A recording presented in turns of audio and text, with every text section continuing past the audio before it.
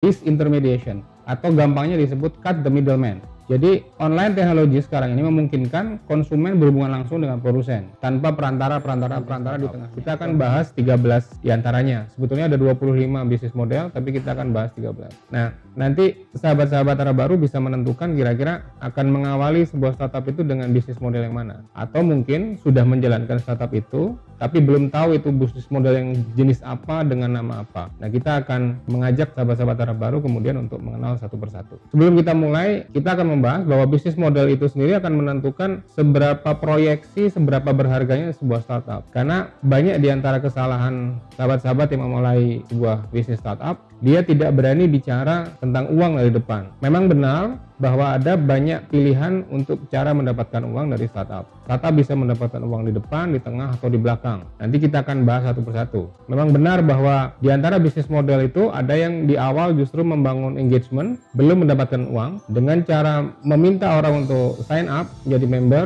kemudian membangun kedekatan atau kelengketan dengan member. Dia kemudian di tengah-tengah bisa melakukan apapun, memonetisasi member yang sudah ada. Itu memang benar. Jadi tidak harus startup mendapatkan uang semuanya di depan. Startup sendiri bisa memilih bertumbuh dengan model pendanaan, kemudian dia mengharapkan investor masuk, kemudian dia tumbuh cepat, atau dia berfokus kepada profitabilitas. Nah, kalau kita berfokus kepada profitabilitas, maka startup itu harus benar-benar memastikan, menentukan bagaimana dia cara mendapatkan uang dari awal. Meskipun pada perkembangannya, startup bisa mengubah bisnis modelnya dari yang awalnya pilihan A, misalnya marketplace, kemudian yang kedua menjadi sponsorship misalnya, tergantung perkembangannya. Itu bagian dari kemampuan startup untuk mengadaptasi diri. Dan bisnis model juga biasanya dipengaruhi juga oleh pasarnya, oleh kondisi persaingan di bisnis itu. Nah, kita akan mulai kupas satu persatu secara singkat tentang ada 13 bisnis model dalam dunia startup. Oke, kita masuk yang pertama, yaitu bisnis model marketplace. Bisnis model ini adalah mengambil fee dari transaksi yang terjadi di platform yang kita sediakan. Jadi ada penjual, ada pembeli,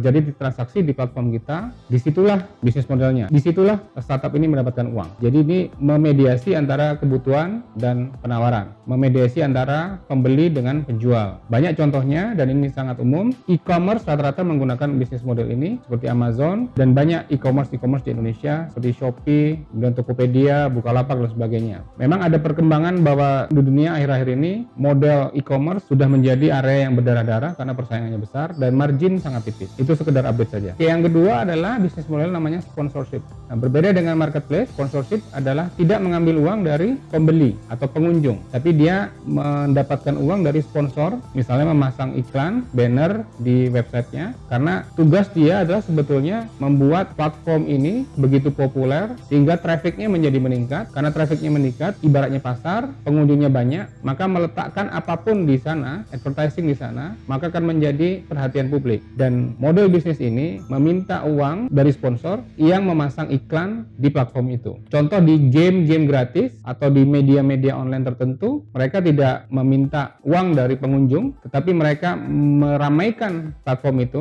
dengan begitu banyak kunjungan, maka nilainya menjadi tinggi karena meletakkan banner atau advertising di situ akan menjadi lebih mahal. Itu yang kedua, bisnis model namanya sponsorship. Kita masuk yang ketiga, bisnis model yang ketiga yaitu franchise. Sama halnya dengan model waralaba di bisnis konvensional, bisnis model yang disebut franchise di dunia digital atau di startup adalah menduplikasi sistem atau brand ke dalam banyak sistem dan platform yang lain. Kemudian publik atau pasar menjadikannya tempat transaksi. Nah, yang didapat uang dari pemilik franchise atau franchiser adalah mendapatkan uang keagenan atau uang kewaralabaan dari siapapun yang menduplikasi sistem atau menggunakan brandnya dimanapun. Contoh dari bisnis model ini adalah misalnya sebuah sistem di dunia travel di mana dia mempersilahkan keagenan atau siapapun menggunakan sistem itu dengan jumlah pembayaran tertentu di depan dengan deposit tertentu sehingga dia bisa mendapatkan keuntungan dari sana. Bentuknya adalah seperti kemitraan dan pemilik sistem ini akan mendapatkan uang dari penyewa atau franchisee dari sistem yang dia miliki. Nah, berikutnya yang keempat adalah bisnis model yang disebut reseller. Ini mirip dengan konvensional juga, yaitu pemilik sistem memberikan kesempatan kepada siapapun, kepada pemilik platform yang lain, misalnya pengelola situs yang lain, untuk ikut menjual produk yang dijual di induknya. Contohnya misalnya perusahaan hosting GoDaddy atau Bluehost. Dia akan mempersilahkan siapapun ikut memasarkan produk hosting dia. Siapapun bisa pasang dimanapun, dan kemudian dari transaksi dengan end user, si reseller akan mendapatkan bagi hasil. Demikian juga si pemilik brand atau induk dari perusahaan itu. Itu yang keempat. Nah, yang kelima adalah white labeling. Ini cukup populer, yaitu pemilik brand atau pemilik sistem atau pemilik produk membiarkan bagian label atau produknya menjadi kosong dan membiarkan siapapun untuk memasang label atau brandnya masing-masing untuk berjualan di daerahnya masing-masing. Ini adalah bentuk mutualisme dalam bisnis, di mana pemilik brand di pusat itu headquarters mungkin tidak bisa menjangkau wilayah-wilayah tertentu atau ceruk pasar tertentu sehingga dia mengajak mitra. Nah, mitra ini dipersilakan menjual dengan caranya masing-masing. Ini biasanya dikenal dalam produk-produk ERP untuk IT. Dia membuat sistem yang mungkin sulit diduplikasi, tapi dengan cara menjual atau menyewa dari sistem itu, si reseller mendapat kemudahan karena dia sudah mendapatkan produk jadi dan dia tinggal mencari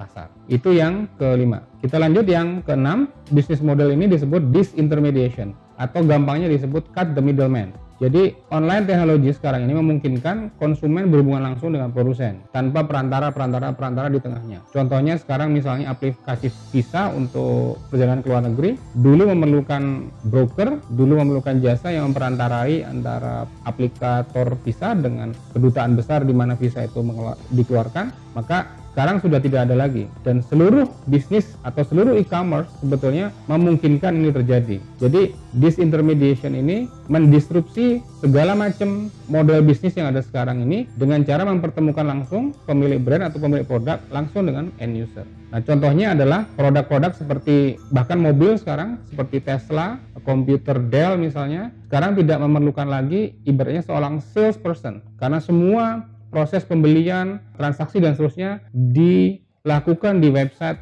corporate pemilik produk itu. Ini adalah yang keenam, yaitu disintermediation atau kita sebut juga gampangnya adalah cut the middleman.